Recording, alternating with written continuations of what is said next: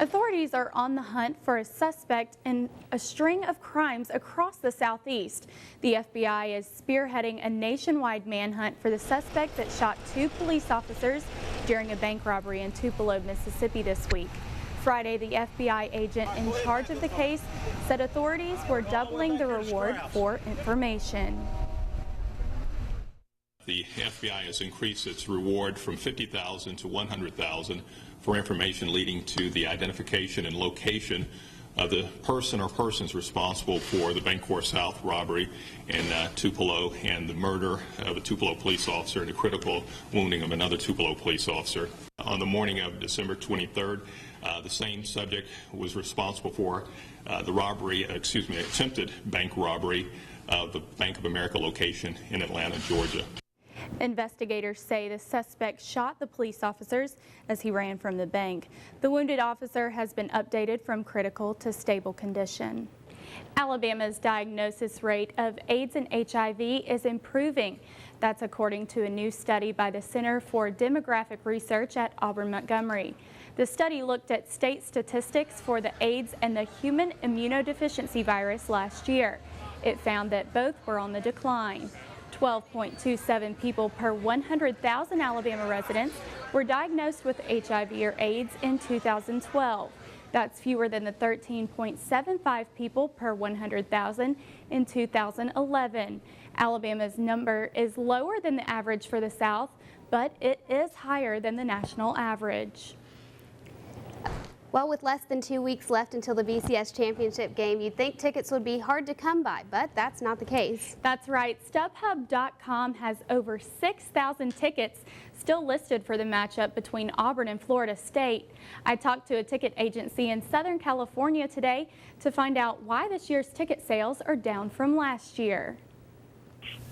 The average price, I would say, right now is about $850.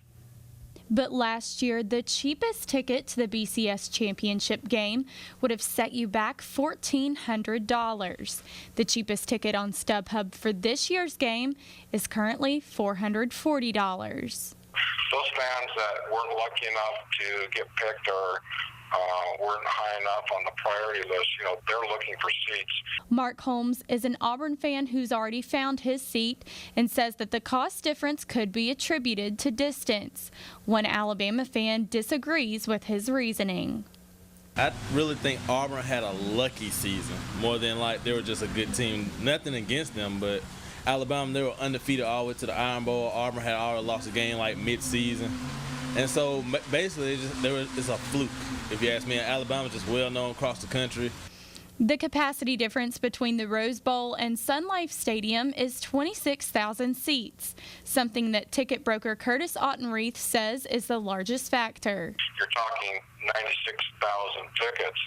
So if you were to take away those 26,000 seats and put that stadium in Pasadena, California, believe me, the ticket price would be at least $1,400 and maybe more. When they're not having a good season, you don't see none of their fans wearing their apparel or supporting. I know a few people who do, but not many. So I think that's a really big difference between Alabama's championship ticket prices versus Auburn's championship ticket price, because everybody thinks they're just going to lose and it's probably going to be a blowout game.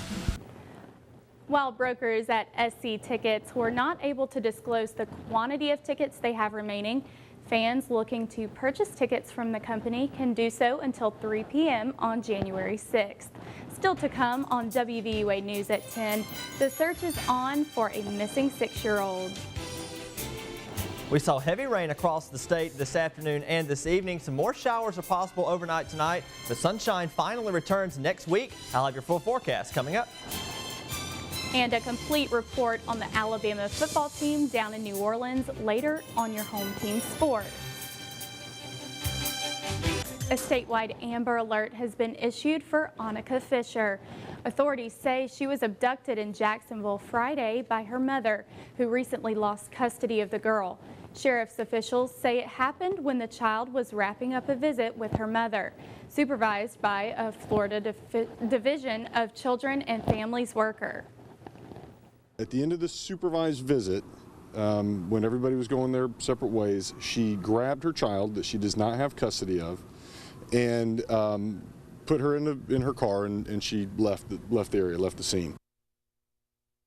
Say the mom lost custody of the girl 6 weeks ago. Investigators say so far they've received more than a dozen tips in the case. A similar incident took place at a Florida movie theater earlier this week. Melissa Rainey has a closer look. Now, Isaac, today I did have to pull out my rain boots. Am I going to have to wear them tomorrow? Good news is I think you can put them up back in the closet because rain is going to be ending as we time things out by tomorrow morning. 8 a.m. showers should be decreasing across the area. Temperatures, though, in the middle to upper 50s across the board. The clouds, though, stick with us. But how does the first day of 2014 look? Your answer is next. Parents, listen up. Your kids could get a family-friendly way to celebrate New Year's. The Children's Hands-On Museum on University Boulevard is having a New Year's Eve bash this Tuesday from 9 a.m. until noon. Festivities will include songs, games, and even non-alcoholic champagne. The whole thing will culminate with a countdown at 11, followed by a balloon drop. Well, that's all we have for you tonight. Thanks so much for watching. Have a good night.